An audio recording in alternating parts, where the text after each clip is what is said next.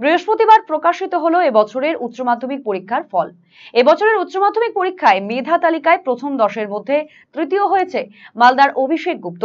Ramakrishna mission Vivekananda বিদ্যা মন্দিরের ছাত্র অভিষেকের প্রাপ্ত নম্বর 494। তার এই সাফল্যে উচ্ছ্বসিত স্কুল কর্তৃপক্ষ এবং তার পরিবার। মালদা শহরের কৃষ্ণপল্লীর বাসিন্দা অভিষেক ছোট থেকে অত্যন্ত মেধাবী। মাধ্যমিক পরীক্ষাতেও মেধা তালিকায় 4র্থ স্থান পেয়েছিল সে। অভিষেকের বাবা শিবশান্ত গুপ্ত স্থানীয় একটি নার্সিং হোমের কর্মী, মা অনামিকা সাহা গুপ্ত প্রাইমারি স্কুলের শিক্ষক। তার এই সাফল্যে বাবা, মা, স্কুল শিক্ষক, গৃহশিক্ষকের যথেষ্ট অবদান রয়েছে বলে জানিয়েছিল এই কৃতি ছাত্র।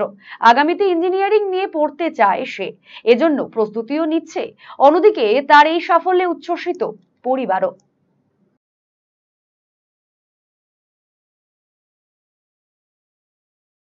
খুবই আনন্দ লাগছে। এখন কতক্ষণ পড়াশোনা করতে? আমি নিয়ম মেনে পড়াশোনা করতাম না, যতক্ষণ ভালো লাগতো নিজের ইন্টারেস্টে পড়াশোনা করতাম। তাও 8-9 ঘন্টা পড়াশোনা করতাম। হ্যাঁ, মাধ্যমিকে আমি 4র্থ হয়েছিলাম। কত নম্বর পেয়েছিলেন? আমি 494 নম্বর পেয়েছি। তোমার কতগুলো টিচার?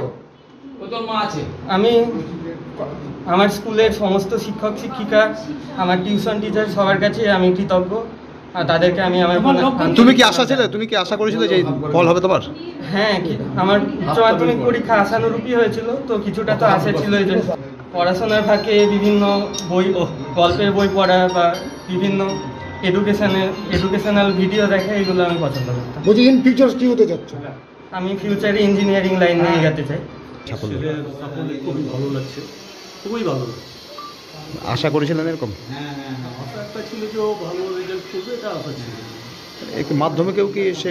মাধ্যমিকে ও 4th হয়েছে। এবার কি হলো? এবার 3rd। কত নাম্বার পেয়েছে? কত পেয়েছে নাম্বার? 494। মানে কি, কত টিচার কটা ছিল ওনার? 5টা টিচার। এই মুহূর্তে যা ফল প্রকাশ হয়েছে, সেখানে আমরা মেধা তালিকায় আমাদের 2জন ছাত্র আসতে পেরেছে, অর্থাৎ মেধা তালিকায় স্থান পেয়েছে।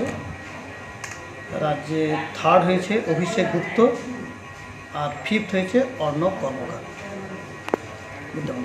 মোট কতজন পরীক্ষা দিয়েছিল?